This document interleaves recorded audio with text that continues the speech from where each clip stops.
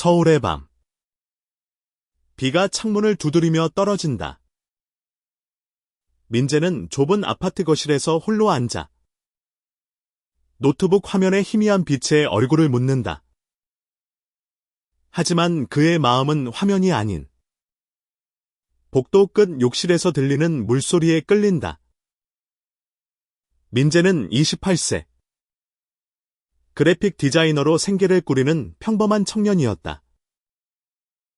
그는 부드러운 성격과 따뜻한 미소로 사람들을 편안하게 만들었지만 내면에는 늘 외로움이 자리 잡고 있었다. 특히 룸메이트 준호와 함께 지낸 지난 6개월은 그 외로움을 더 깊게 만들었다. 준호는 같은 나이의 한국인 남성으로 운동선수처럼 단단한 체격과 날카로운 눈매를 가졌다. 그는 말수가 적고 감정을 드러내지 않는 차가운 성격으로 민재를 늘 당황하게 했다. 민재야, 설거지 좀 해. 준호의 무뚝뚝한 목소리가 거실을 가른다. 민재는 한숨을 내쉬며 고개를 끄덕였다. 준호의 말투는 늘 명령 같았고 민재는 그저 따랐다. 그들의 관계는 일방적이었다. 민재가 집안일을 도맡고 준호는 자신의 세계에 갇혀 지냈다. 민재는 처음엔 그의 냉정한 태도에 상처받았지만 시간이 지나며 체념했다. 그저 룸메이트일 뿐이야. 그는 스스로를 다독였다. 하지만 그날 밤 모든 것이 바뀌었다. 민재는 우연히 욕실 문이 살짝 열려있는 것을 보았다. 안에서 물소리가 끊임없이 흘렀고 준호의 실루엣이 흐릿한 유리문 너머로 보였다. 민재는 숨을 멈췄다. 준호의 단단한 어깨, 물방울이 굴러떨어지는 그의 피부. 그 순간 민재의 가슴은 알 수 없는 감정으로 요동쳤다. 부끄러움, 호기심, 그리고 이름 모를 끌림. 그는 황급히 고개를 돌렸지만 그 장면은 그의 마음에 깊이 각인되었다. 민재는 소파에 주저앉아 숨을 골랐다. 내가 왜 이래? 그는 자신의 감정을 이해할 수 없었다. 그는 늘 자신이 평범한 삶을 원한다고 믿었다. 하지만 준호의 존재는 그의 마음을 뒤흔들었다. 준호는 민재에게 무심했지만 그 무심함 속에 숨겨진 무언가가 민재를 끌어당겼다. 다음 날 아침 민재는 부엌에서 커피를 내리며 준호를 기다렸다. 평소처럼 준호는 말없이 출근 준비를 했다. 준호야, 커피 마실래? 민재가 조심스럽게 물었다. 준호는 고개를 돌려 그를 쳐다보았다. 그의 눈빛은 여전히 차가웠지만 잠깐의 망설임이 스쳤다. 아니, 괜찮아. 그는 짧게 대답하고 문을 나섰다. 민재는 또 한 번 혼자 남겨졌다. 민재는 자신의 감정을 숨기려 애썼다. 하지만 준호를 볼 때마다 그의 심장은 이상하게 뛰었다. 그는 준호의 차가운 태도 뒤에 숨겨진 이야기를 알고 싶었다. 준호는 왜 그렇게 자신을 밀어냈을까? 민재는 그날 밤의 장면을 떠올리며 자신도 모르게 미소 지었다. 내가 미쳤나 봐. 며칠 후 민재는 우연히 준호의 방 문이 열려있는 것을 발견했다. 책상 위에 놓인 오래된 사진첩이 눈에 들어왔다. 호기심에 이끌린 그는 조심스럽게 사진첩을 펼쳤다. 그 안에는 어린 준호와 한 소년이 환하게 웃고 있는 사진이 있었다. 두 소년은 서로를 꼭 끌어안고 있었다. 민재는 그 소년의 얼굴에서 준호의 옛 모습을 보았다. 하지만 사진 뒤에 적힌 글귀가 그의 숨을 먹게 했다. 영원히 함께하자. 혀. 민재는 사진첩을 덮고 방을 나왔다. 그의 머릿속은 복잡했다. 혁은 누구일까? 준호의 차가운 태도는 그와 관련이 있을까? 민재는 알 수 없는 감정에 휩싸였다. 그는 준호를 더 알고 싶었지만 동시에 그를 더 멀리하게 될까 두려웠다.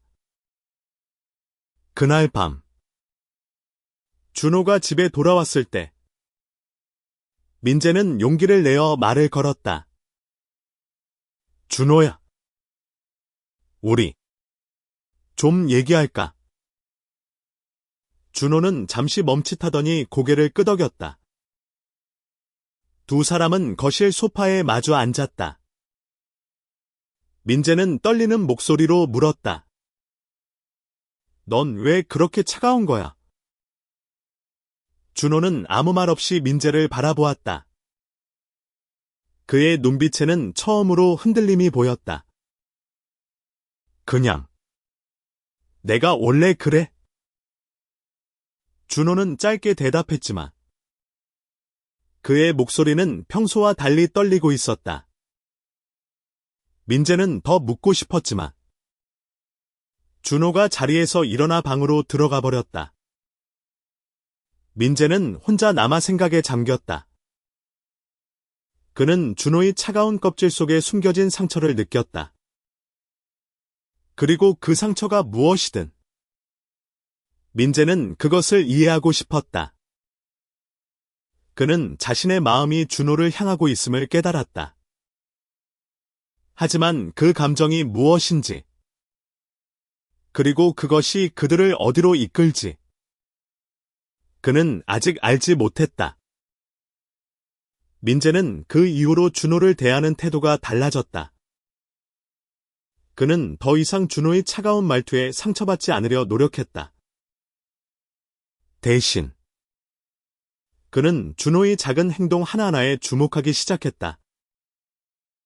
준호가 아침에 커피를 마실 때 살짝 찡그리는 표정, 책을 읽을 때 손끝으로 페이지를 넘기는 습관, 그리고 가끔 창밖을 바라보며 깊은 생각에 잠기는 모습.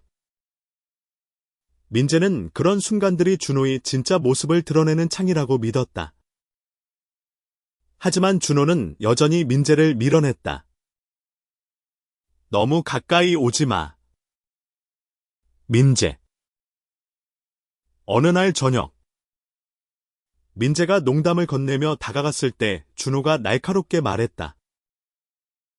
민재는 멈칫했다. 그의 목소리에는 단순한 거절 이상의 무언가가 담겨 있었다. 상처, 두려움, 그리고 숨기려는 비밀. 민재는 그 순간 준호의 눈빛에서 깊은 고통을 보았다. 민재는 자신의 감정을 정리하려 애썼다. 그는 준호를 좋아하고 있었다. 그건 단순한 호기심이 아니었다. 그의 마음은 준호를 볼 때마다 따뜻해졌고 동시에 아팠다. 그는 준호가 자신을 밀어내는 이유를 알고 싶었다. 그리고 그 이유가 무엇이든 그는 준호 곁에 있고 싶었다. 어느 주말, 민재는 용기를 내어 준호를 밖으로 초대했다. 야, 우리 동네 새로 생긴 카페 갈까? 분위기 좋대. 준호는 처음엔 거절하려 했지만 민재의 간곡한 부탁에 결국 고개를 끄덕였다. 두 사람은 서울의 한적한 골목에 자리 잡은 작은 카페로 향했다. 카페는 따뜻한 조명과 커피 향으로 가득했다. 민재는 준호와 마주 앉아 이야기를 나누려 했지만 준호는 여전히 말수가 적었다. 여기 분위기 좋네? 민재가 어색함을 깨려 말을 꺼냈다. 준호는 고개를 끄덕이며 창밖을 바라보았다. 그의 손은 커피잔을 감싸주고 있었지만 손끝이 미세하게 떨리고 있었다. 민재는 그 모습을 놓치지 않았다. 준호야. 너 무슨 고민 있지? 민재는 조심스럽게 물었다. 준호의 표정이 굳어졌다. 그는 한참 동안 아무 말도 하지 않다가 낮은 목소리로 대답했다. 민재. 너는 왜 그렇게 내 일에 신경 써? 민재는 당황했다. 그냥. 내가 궁금해서. 넌 항상 혼자 같아 보여. 준호는 민재를 똑바로 쳐다보았다. 그의 눈빛은 복잡했다. 너한테 말해도 이해 못할 거야. 그는 그렇게 말하고 자리에서 일어났다. 민재는 그를 붙잡고 싶었지만 그의 단호한 태도에 말을 잇지 못했다. 그날 밤 민재는 잠을 이루지 못했다. 그는 준호의 말이 머릿속을 맴돌았다. 이해 못할 거야. 그 말은 민재에게 상처로 다가왔다. 그는 준호를 이해하고 싶었다. 아니, 이해해야만 했다. 그는 자신의 감정이 단순한 호기심이 아니라 사랑이라는 것을 깨닫기 시작했다. 며칠 후, 민재는 우연히 준호의 방에서 또 다른 단서를 발견했다. 낡은 편지 한 장이 책상 위에 놓여 있었다. 편지에는 짧지만 강렬한 문장이 적혀 있었다. 준호. 미안해. 내가 너를 지켜주지 못했어. 혁. 민재는 그 편지를 읽으며 가슴이 아팠다. 혁은 준호에게 어떤 존재였을까? 그리고 왜 준호는 그 상처를 혼자 안고 살아가는 걸까? 민재는 결심했다. 그는 준호의 과거를 캐묻지 않기로 했다. 대신 그는 준호의 곁에서 그를 지켜주고 싶었다. 그는 준호가 다시 웃을 수 있도록 그의 차가운 마음을 녹이고 싶었다. 하지만 그 길이 얼마나 험난할지는 그조차 알지 못했다. 시간이 흘렀지만 민재와 준호의 관계는 여전히 미묘했다. 민재는 준호를 향한 자신의 감정을 숨기려 애썼지만 그의 행동은 점점 더 그를 드러냈다. 그는 아침마다 준호가 좋아하는 커피를 준비했고 준호가 늦게 들어올 때는 따뜻한 밥을 챙겨놓았다.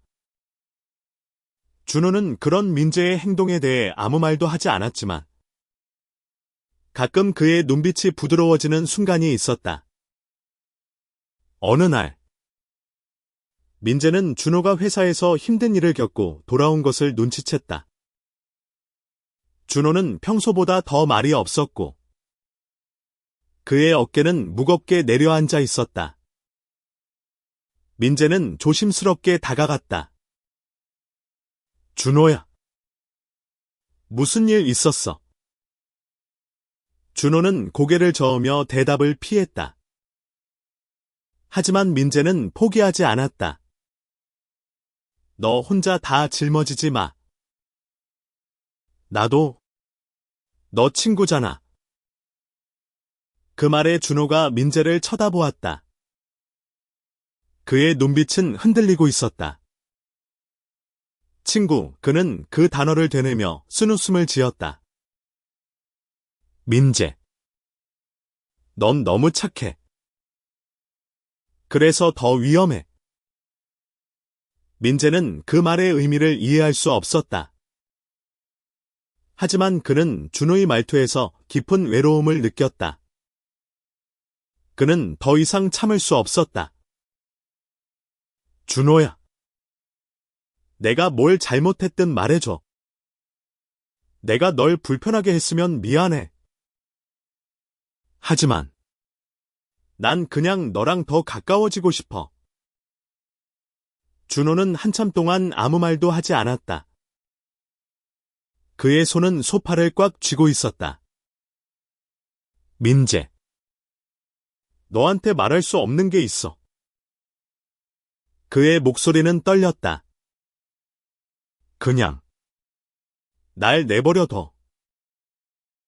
민재는 가슴이 아팠다. 하지만 그는 물러서지 않았다.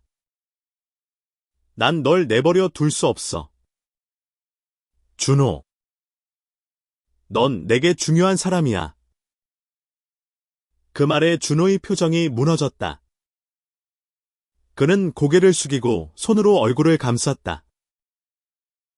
민재는 그의 떨리는 어깨를 보며 조심스럽게 다가갔다. 그는 준호의 손을 잡으려 했지만 준호는 황급히 몸을 일으키며 방으로 들어가 버렸다. 그날 밤 민재는 준호의 방 문 앞에 서 있었다. 그는 문을 두드리려다 멈췄다. 대신 그는 작은 쪽지를 문틈에 끼워 넣었다. 준호야. 언제든 말하고 싶을 때 나한테 와. 난 기다릴게. 다음 날 아침 준호는 평소처럼 말없이 집을 나섰다. 하지만 민재는 그의 책상 위에서 쪽지가 사라진 것을 보았다. 그의 가슴은 희망으로 두근거렸다. 준호가 그 쪽지를 읽었다면? 어쩌면 그의 마음이 조금이라도 열릴지도 몰랐다. 민재는 자신의 감정을 더 이상 숨길 수 없었다. 그는 준호를 사랑하고 있었다. 그리고 그 사랑은 그를 두렵게 했지만 동시에 용기를 주었다. 그는 준호의 상처를 치유하고 싶었다.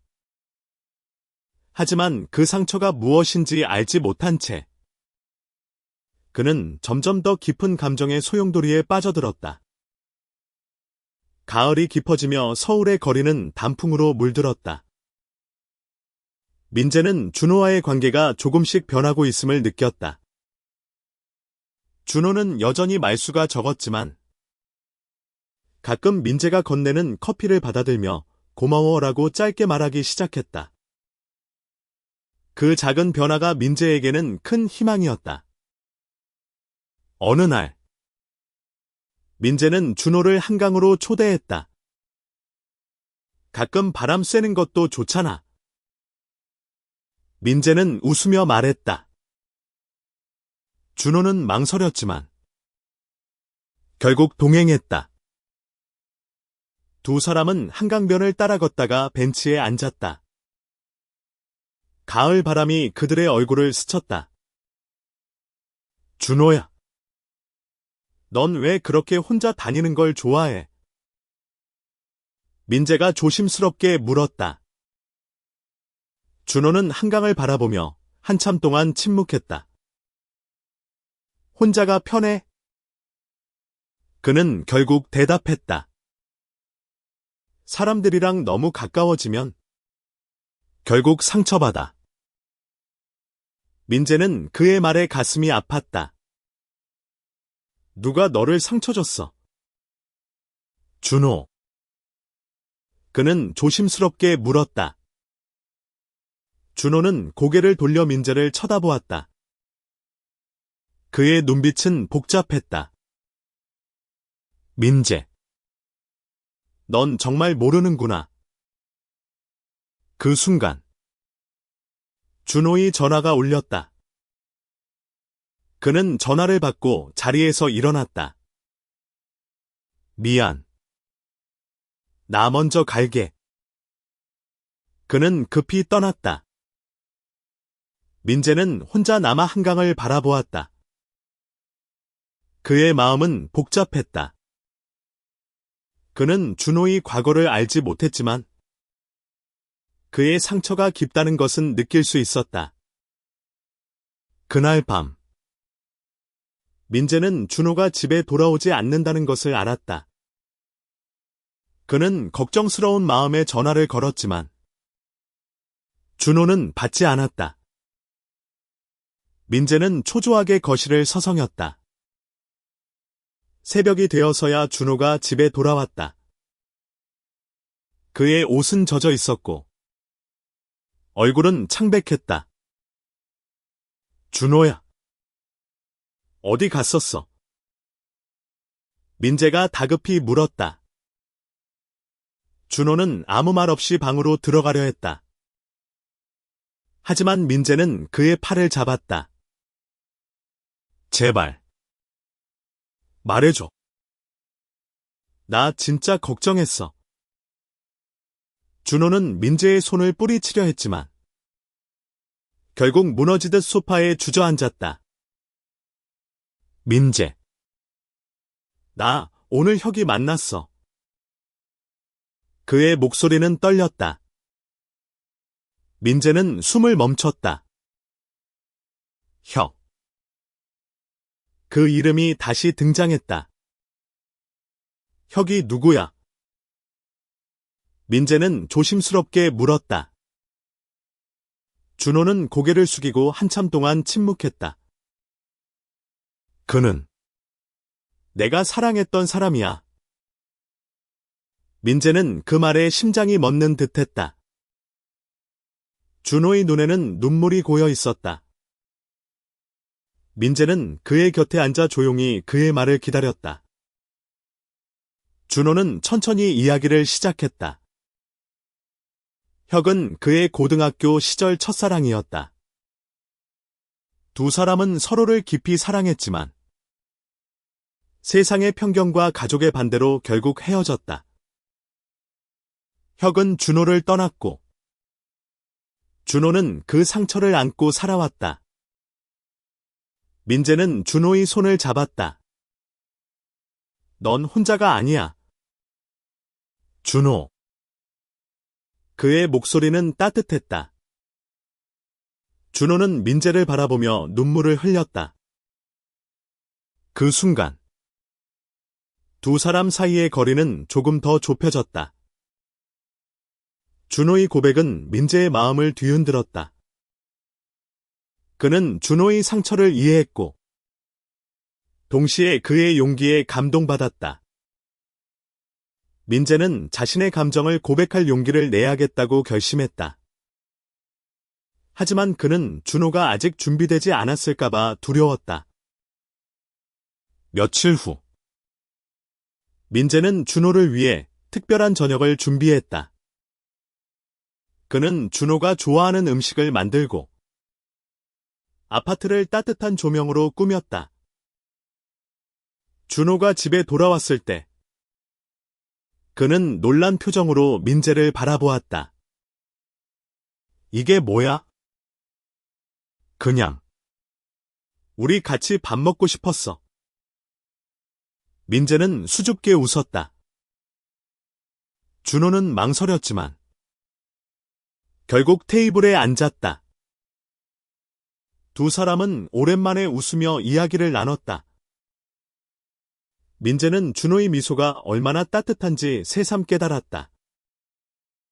식사가 끝난 후 민재는 용기를 내어 말했다. 준호야. 나 너한테 할 말 있어. 준호는 그의 진지한 표정을 보며 긴장했다. 뭔데? 민재는 심호흡을 했다. 나 너 좋아해. 그냥 친구로가 아니라 더 깊은 마음으로. 준호는 말을 잃었다. 그의 눈빛은 혼란스러웠다. 민재. 너 진심이야. 응. 진심이야. 민재는 떨리는 목소리로 대답했다. 준호는 한참 동안 침묵했다.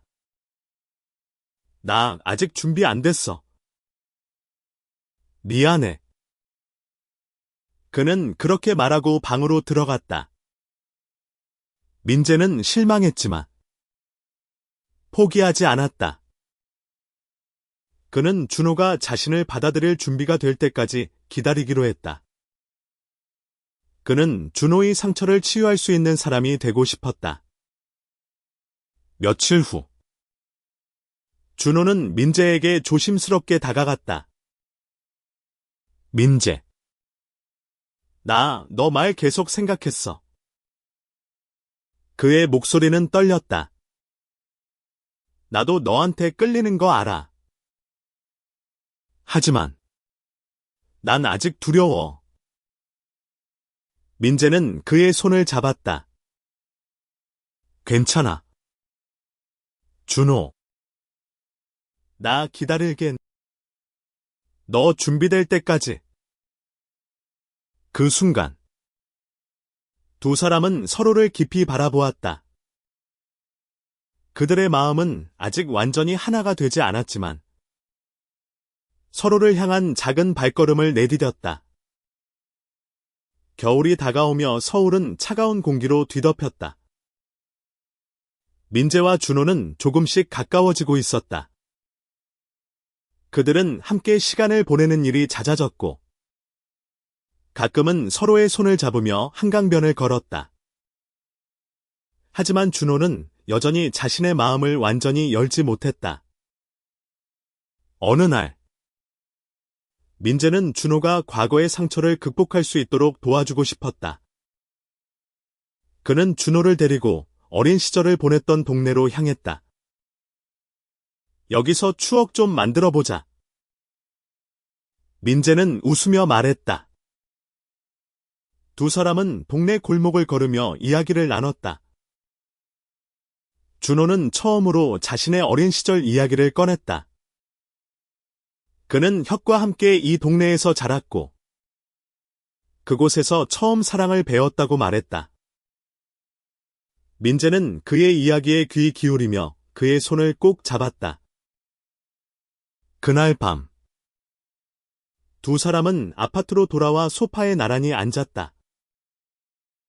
준호는 민재를 바라보며 말했다. 민재.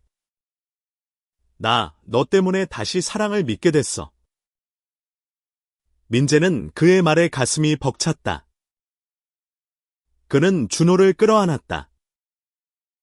나도 너 때문에 더 용기 내게 됐어. 그 순간 두 사람은 서로의 품에서 따뜻함을 느꼈다.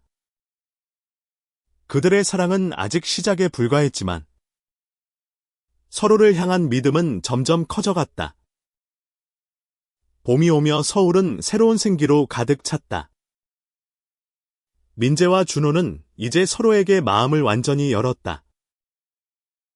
그들은 함께 웃고 서로의 상처를 보듬으며 더 깊은 관계로 나아갔다. 어느 날, 민재는 준호를 위해 깜짝 선물을 준비했다. 그는 준호가 좋아하는 공기놀이 공원으로 데려갔다. 두 사람은 놀이기구를 타며 어린아이처럼 웃었다. 준호의 미소는 민재에게 가장 큰 선물이었다. 그날 밤, 두 사람은 한강변에 앉아 별을 바라보았다. 민재. 나 너 없이 어떻게 살았는지 모르겠어. 준호가 조용히 말했다. 민재는 그의 손을 잡으며 미소 지었다. 나도 마찬가지야. 그들은 서로를 끌어안았다. 세상의 편견과 상처를 넘어 그들은 서로에게 가장 큰 힘이 되어 주었다. 민재는 그 순간 깨달았다. 사랑은 완벽하지 않지만 서로를 이해하고 지지할 때 가장 아름답다는 것을. 그들의 이야기는 끝이 아니라 새로운 시작이었다. 민재와 준호는 서로의 손을 잡고 앞으로의 날들을 함께 걸어가기로 약속했다. 그리고 그 약속은 그들의 마음을 영원히 이어주었다.